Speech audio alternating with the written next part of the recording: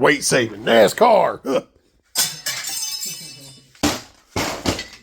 Aiden's dad turned out to be pretty cool. He got his kid a razor. And he tried to put it together, but you know, this stuff isn't that easy the first time around. And instead of wasting time, he'd like to have it running. So Richie and I are going to go ahead and do a brushless conversion in a 48 volt. But that means that we got to cut the rail out. As you can see, 248 volts fit really well in it, and that's if you cut out the center tray. So that's what we're going to do. We're going to cut the center tray out. That'll be the first mod on this bike. This battery. This disconnect. I don't want to ruin this. Well, before. Pop the fuse. Connection, so. He soldered them on. Oh, it did? Yeah. Okay, so I have to remove everything. Yeah, we got to cut them off. If being a bad motherfucker is a crime, then I am. There you go. Here's some lesbians. Thank you.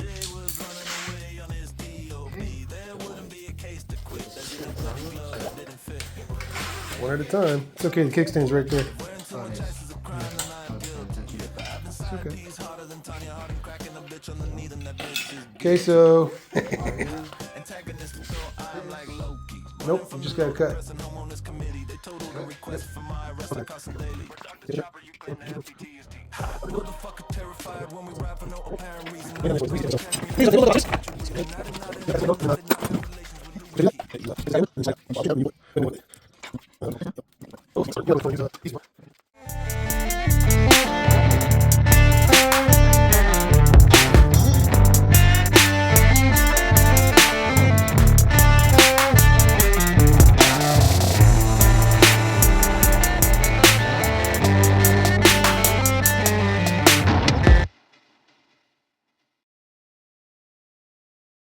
We need this tool right here to go here so we can unscrew it. But since it doesn't have a curve, it can't really access it. So I can't unscrew and get this part out. So I need to either get this to bend, which isn't going to work, or I'm going to need to cut that.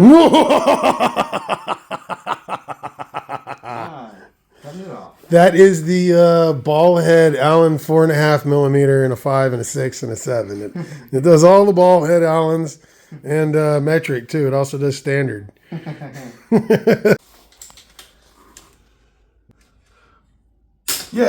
There we go. So we got to loosen the brake cable so that we don't accidentally damage it when we're cutting the battery tray out. Give it a shot. Practice. Yeah.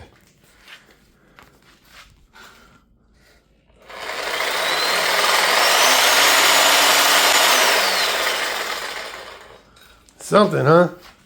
Yeah. Feels really nice in the hand, though. I see.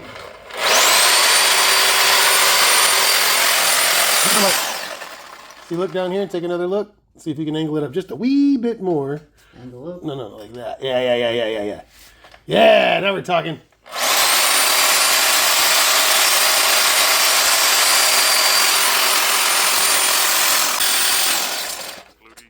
All right, let's do the bottom one. All right.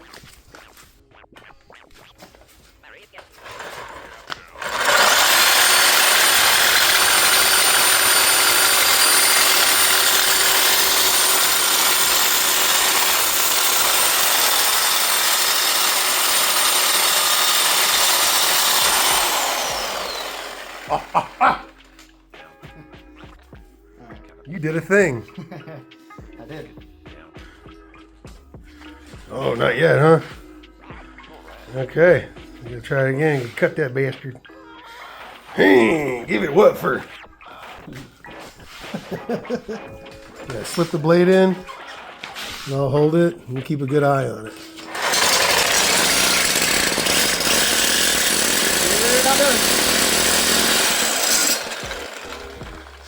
All right. Yeah, do it 3 more times. Yeah! Ah!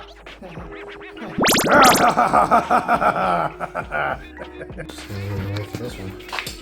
A little bit. With my hand gloves. Stay still. Alright. There we go.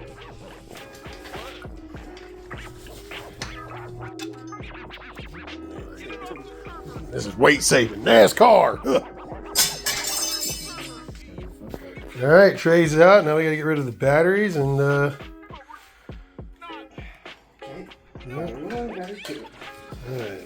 All right, they're out. So now we have a new option.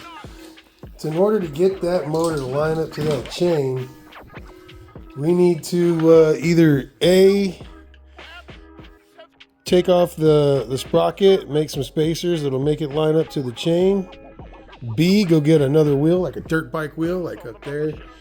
Or play with it, get crazy with it, try to figure out how to make the brakes work and line the wheel up at the same time. So the least effort seems to be putting a spacer on that wheel. So I think that's what we're going to try first.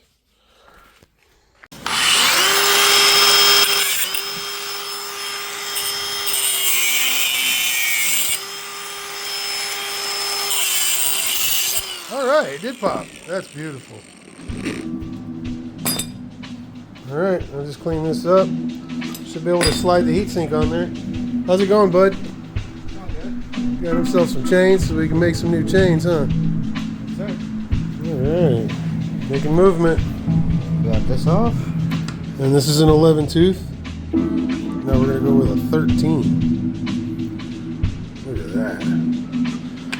We're replacing the standard chain with H25. Yep. Then we got to put a little bit of Loctite on this. All right, day 2 of the Mini Moto. We're just using this one as a mock-up to see how it was going.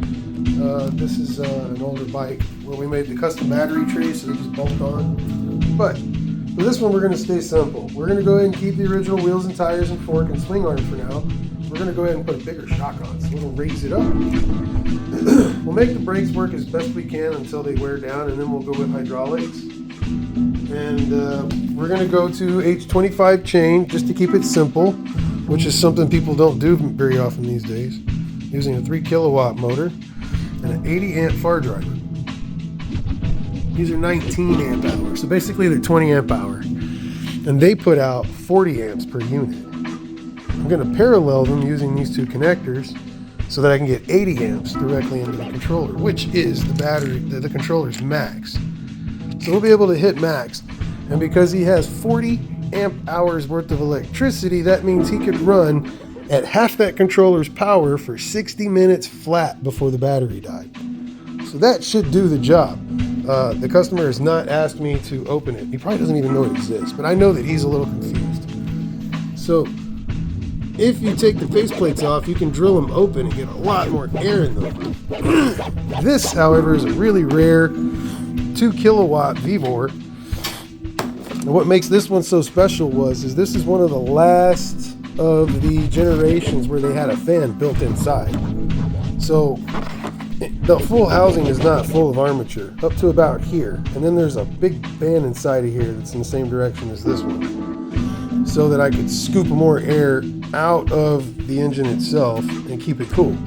They are water resistant. They can handle being wet and all that bit. But the armatures get really hot, and so do the magnets, which are around it.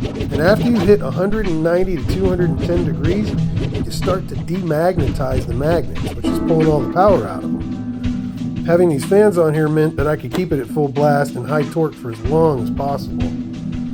This one probably has close to 3,000 miles on it, and it's got new bearings. You know, it's been gone through, but ultimately the customer still has the motor that he paid for. So since we're just now getting him into this and he doesn't really know what all is possible, I've given him some options to consider, but we're going to go ahead and do this now. That way his kid can enjoy it, check it out, see what it feels like. Maybe it's too much, maybe it's not enough, but we're going to find out without having to go crazy and spend thousands of dollars.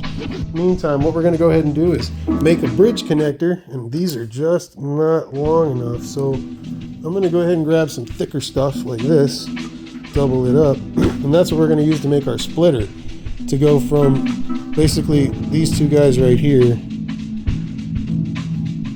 to these two guys right here. A charger like this is common. But those batteries can take 3 amps each, 3.5 I believe, maybe even 4. So if that's the case, then I can get like a 6 or 8 amp charger and then just run 2 DC connectors to whatever I want. Let's see, this one over here, I'm trying to find it, that's why I'm pacing. Here's one, it might be the right. Yeah, so that does 4 amps. So if you're running 2 of these guys, you can literally charge those guys up at 8 amps an hour.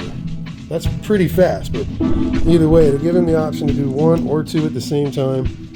And the batteries should always stay parallel because they'll always be in contact. And they have their own BMSs, so if something funny happens, one of them at least will shut down.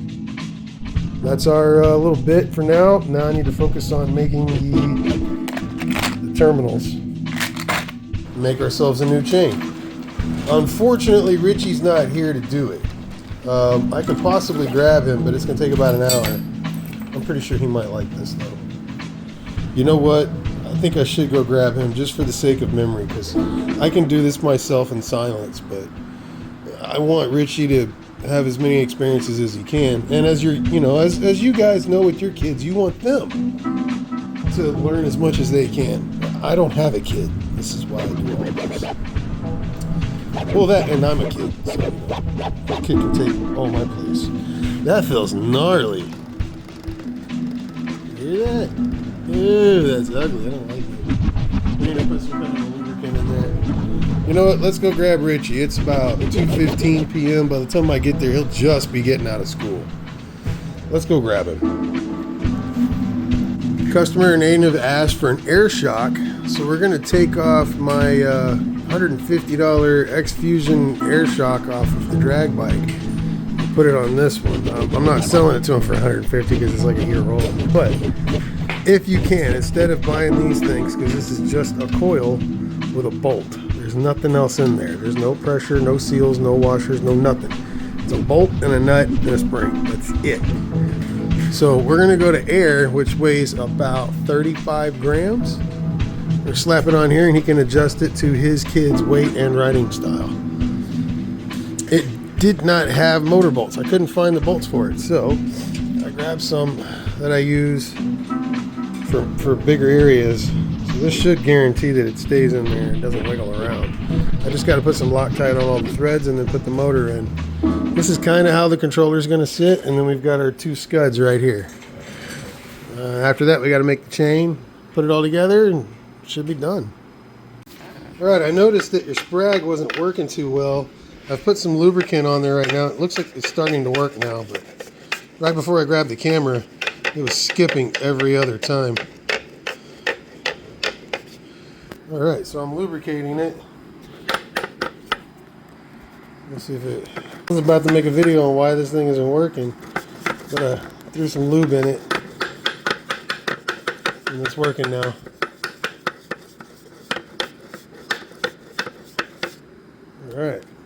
All right, we got her on there, and it's lined up for the most part. We just had to bend a couple of tabs. As you can notice, one of them is not perfect, but we got everything as close as it could get, and the sprag works. So that's great news. Richie's going to go ahead and slap in the shock, and then I need to strap in the batteries and find a way to mount this so it's permanent. Put the body back on it, put the brake cables on, adjust the brakes, done. My hands are dirty. I'm having so much fun. Even my hands and fingers got crushed. I think I got a little bit of a ouch somewhere. Yeah, right here. Some of the skin came off. I had a dog had a scratch just like that. Died the next day. All right, we got some new chain. Ready to rock and roll.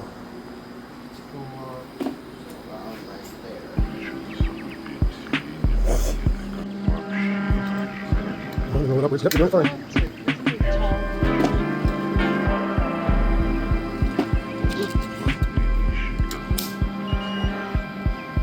Alright, she's together. Let's see what she does.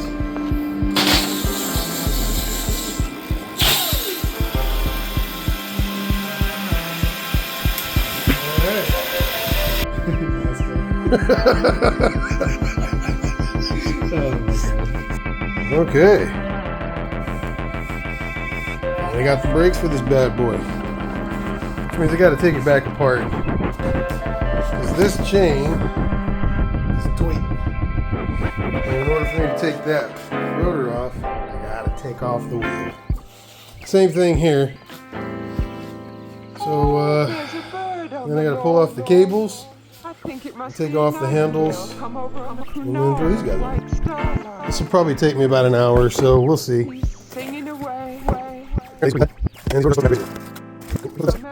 Sitting in the floor with what I think is a 17 and a 14.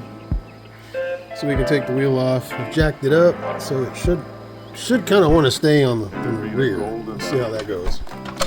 And I remember having the familiar conviction that life was beginning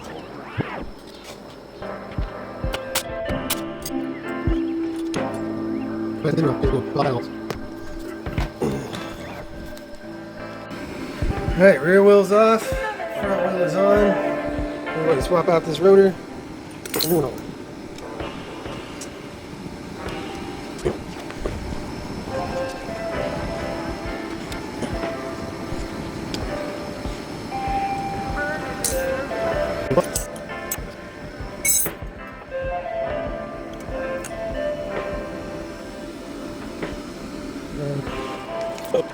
Four, 5, 6.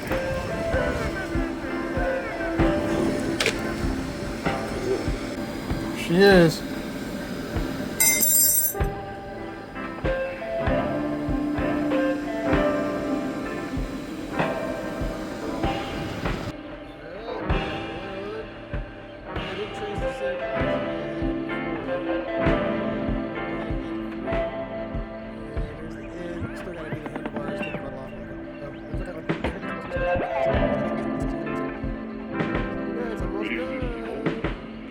Pulled the cables out. So what you do is you line up these nuts to the tensioner, and you'll notice there's a straight line. And right under there is the little piece for the hold down. Slides right out.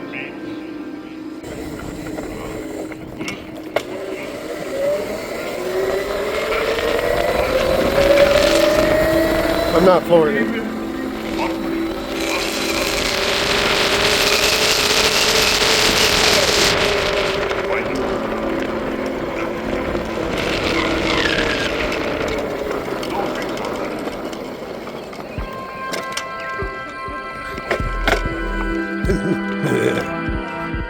Alright, what was that? Build number 44. 44.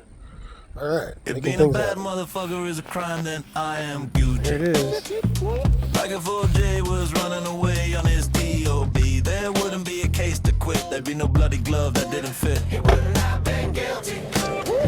If wearing too much ice is a crime, then I am guilty. If I have the side piece harder than Tanya Harding, cracking a bitch underneath, and that bitch is guilty. Ha, antagonistic though I am like Loki, running from the law, the press, and no on this committee. They totaled the request for my arrest like Carson Daly. Dr. Jobber, you claim to have PTSD. Motherfucker terrified when we ride for no apparent reason. Now you're bound to catch me if you can't catch you breathing. I did not inhale and I did not have relations with Lewis Key. I'm on my way to you. I never heard back, and it's been like 30 minutes, so I can just assume that died. If being a bad motherfucker is It's a headed your crime, way then now.